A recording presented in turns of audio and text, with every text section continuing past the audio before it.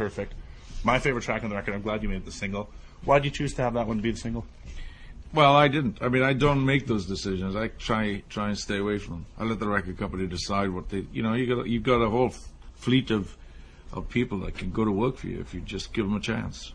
So you get something back from them as to what they think can work. And they most of the time you get you go in a progression. And I think they have a progression in mind. I mean, in England anyway, because I haven't spoken to anybody here. But, they thought, well, we have 4, maybe do in this order and try it. And Perfect was always first. Is it one of your favorites off the record as well? Yeah, it is. It is what it is. I mean, it was kind of a knucklehead song when we first started off with it. It was like, but then you never know what happens to the vocal. So if you get some bad attitude in the vocal, it'll make it work every time. Mm-hmm. Changed in the studio, obviously when you first started, there weren't computers, there wasn't Pro Tools, there wasn't a whole bunch, everything that's involved today. Yeah. Making a record now as compared to making a record 30 odd years ago, what are the biggest changes in the studio, at least in your process? Do you prefer it now, or do you like it more when it was raw? No, I mean, I couldn't get anything done. I mean, if you, it really facilitates what you want to do. You can move fast in there. When you have this digital system, you can change your mind, you can crack things really much faster. And in case of Black Acid, it made it possible to make almost a one-man record. I mean, it was Herb. Did you play everything, basically? Herb and I did, yeah. Oh, wow. Mostly. Who's Herb? Herb Graham is the co-producer. Okay. He's a jazz fusion drummer. Oh, nice. He played drums, I played guitar. Then we got Dave Levita in to do solos. But the thing that, the one track, which is the last one that we did, we'd chosen what to mix. And it seemed, well, there's nothing really live here, so let's get one live track. So I got these guys that I'm on the road with. They came in and did Soul Motel. Cool. So we got a taste of, of the raw edge there. How'd you hook up with the guys you're on the road with? Have you known them for a long time, or they're No, just kind of I studio didn't musicians? No, it was really in the dark. And Are they cool? Are they fun to hang around with? Oh, they're great. Yeah. Yeah, they're nuts.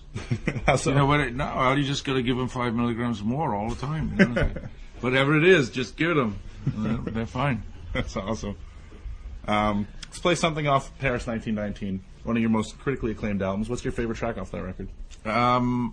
It would be Hanky Panky Know-How. I want to talk about the Velvet Underground, at least talk about the music of the 60s. Because yeah, oh yeah. For me, the 60s is just, I wish I'd grown up I wish I was born in 1949 so I could, live through the 60s properly and really experience everything. You obviously, grew up through it and became fantastically talented through all that. New York, 1963, when you moved there. Were you into the folk scene at all, Bob Dylan and Greenwich Village and anything like that? Where were you in the whole New York thing? No, I hated the folk scene. Really? Yeah. I mean, the whole point of doing things with Lou was to really put this avant-garde thing together with some street poetry and be as aggressive and nasty as possible. But as it turned out, we got the same producer that Dylan had when he did Subterranean Homesick Blues. Oh, really? So, Tom Wilson. And Tom was the guy that really put who put the electric guitar on the introduced Dylan to that whole thing and got him in trouble in Newport. But it's I don't know. I mean, yeah, anybody. It was such an exciting period. I mean, with Lenny Bruce in and out of jail, crazy things going on, and everybody very busy. Yeah, making films, doing performance art, all of that stuff. And we got lucky. We latched onto Andy Warhol.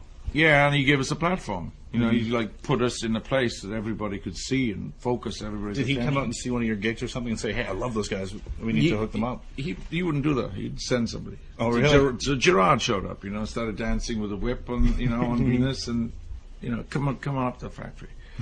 I mean, I'd known Andy before from art circles because I was in an art circle in downtown with Lamont, who were very suspicious of uptown Andy Warhol. And why is that? Oh, just tough. Okay, yeah. And envy, of course. And so I just I'd seen him at a party that we played at. We played for Henry Geldzahler's birthday party, and Jackie Kennedy showed up, and there in the middle of it was Andy, and but we didn't. I don't know. I was working the music, and he was doing Central Park West and trying to promote his career. And then finally we met, and it wasn't what I expected at all. What was it? What did you expect, and how was it different? From a theoretical point of view, which is my head was immersed in at the time. You just really think about the theory behind what Andy was doing and what Lamont was doing. And Andy was into repetition, repeated images with Coke bottles and things like that. And everybody said, well, Lamont's doing something like it, but Lamont, sustaining something for a long time in time, like holding a chord for 3 hours, is not the same as repeating Coke bottles. So there were all these issues that crept up between, that artistically people would just like sniff at, and just say. But when you got up to the factory, what was really important was that people were working like crazy in there. They were down on their knees making silk screens, just work, and it was great. It was exactly the kind of environment that I wanted to be in, and everybody in the band, thrived there. That's cool. Yeah. There's really only one real Velvet Underground record. At least there's the one with Nico, but is it Nico or Nico? I've never known. Nico. She's singing on it, and then after that you guys left. But White Heat, White Light, White Light, White Heat. White Light, White Heat. White Light, White Heat.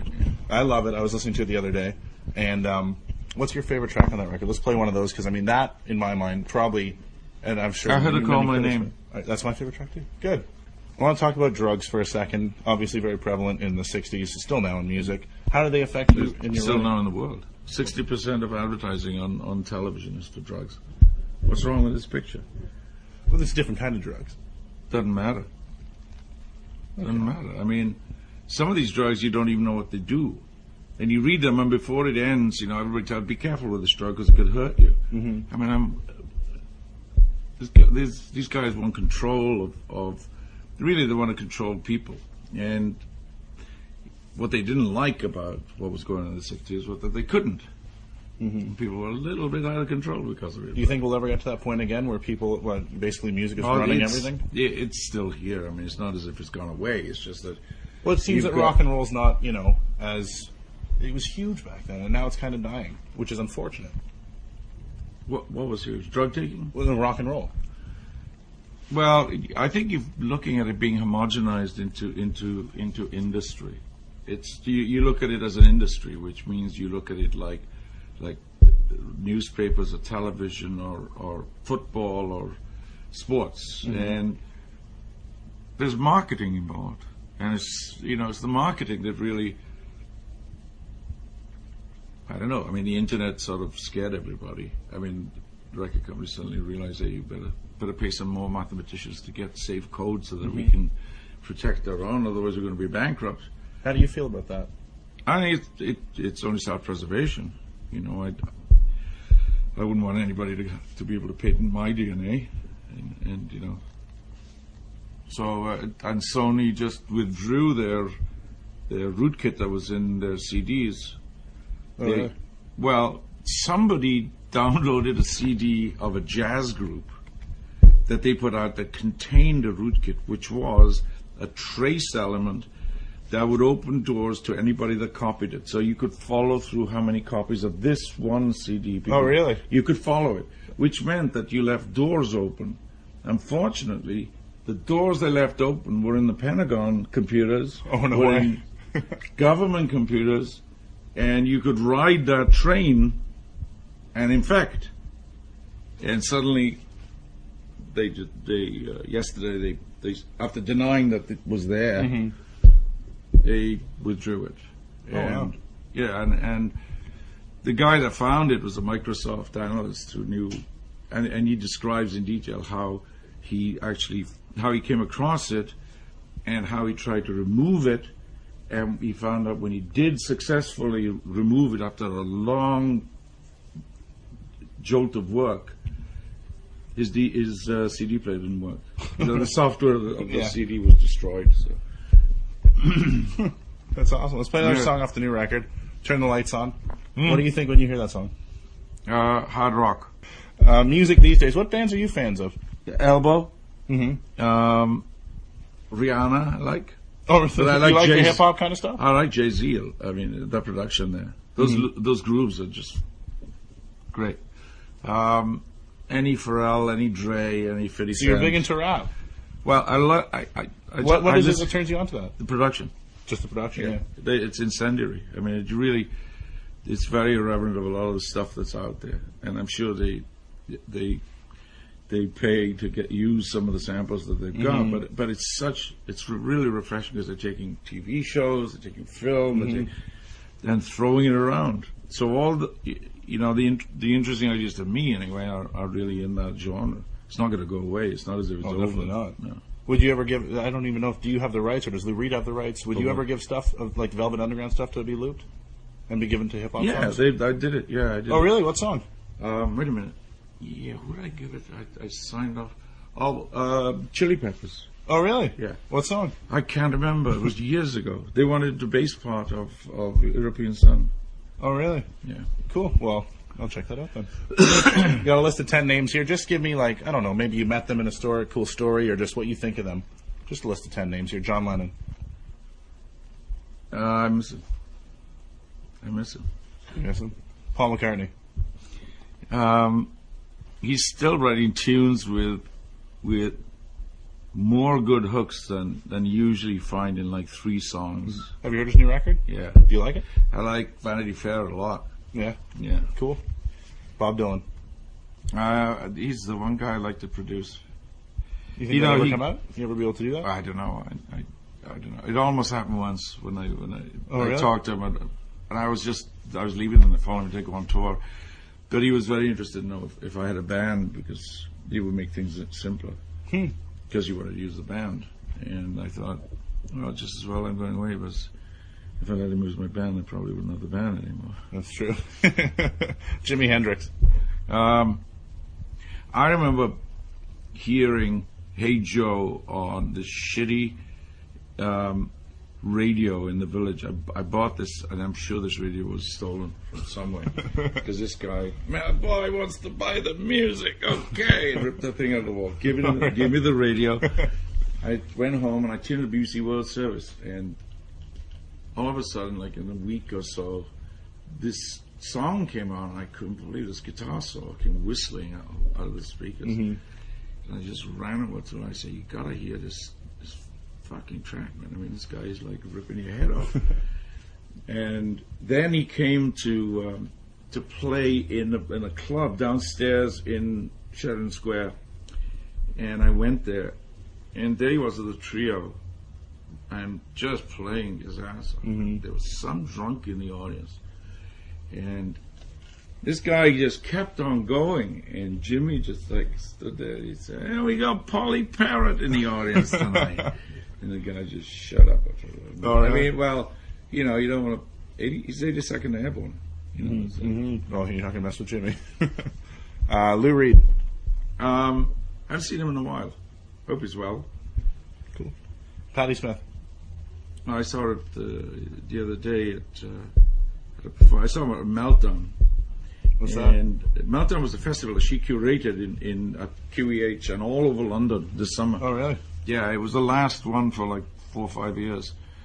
And it was great because she really was hands-on. She's exactly the right person for curating a festival. She was in everything. She got poets, she got novelists, she got events happening. That's cool. Which a lot of people have tried and failed at before. So it was great. And then she performed Horses. Can you believe it's been 30 years? Does it feel like 30 years? No. I mean, she hasn't changed a bit. I mean, she's still great. She's got, she's a poet, and yeah, you just sit there and listen to the language come bubbling up. Cool. Next one, Iggy Pop. Yeah, I wonder what his handicap is. He's a golfer. Oh, really? You a golfer too? No. Sterling Morrison. I miss him. Kurt Cobain. Good. Wow. He broke the mold of college radio. He really, his college. This was where college radio that had been suppressed by record companies for years, right? They say you don't, whatever it was at Warner Bros. You don't go and mess with college radio. You don't want to get your hands dirty doing that. Because out of respect, because they're very self-possessed and they have their own ideas about what's supposed to happen. And then Kurt Cobain came along, and I think college radio just went to war with everybody. They just said, yeah, this is what we were waiting for. So we'll make this successful. Cool. And they did, yeah. Obviously, you were a big influence on him being experimental and avant-garde and all that stuff. But I'm wondering, who was an influence on you guys starting off? Because obviously, you've influenced everyone. Well, there was that's a bit of an exaggeration. Okay, well, but, quite a few of today's bands. Basically anything punk or grunge. I think it was Phil Spector. I mean, there were certain people that we always listened to. It was Dylan, Phil Spector. And that's basically what we were trying to do, was to put Dylan and Phil Spector together in the band. And, cool. Let's play another song off the new record, For a Ride. Yeah. What do you think when you hear that one? I've been trying to figure out how to do it live. Oh, and really? it's such a doorsy kind of song. It's a recording event. You know, it's really nice on the record because you can make things happen. But really, if you don't have anything other than guitar solos going for you, doing it live has got to have something else going on, and I haven't figured out yet. Cool. Yeah. Hopefully it'll happen soon. I want to play the 17-minute track, Sister Ray.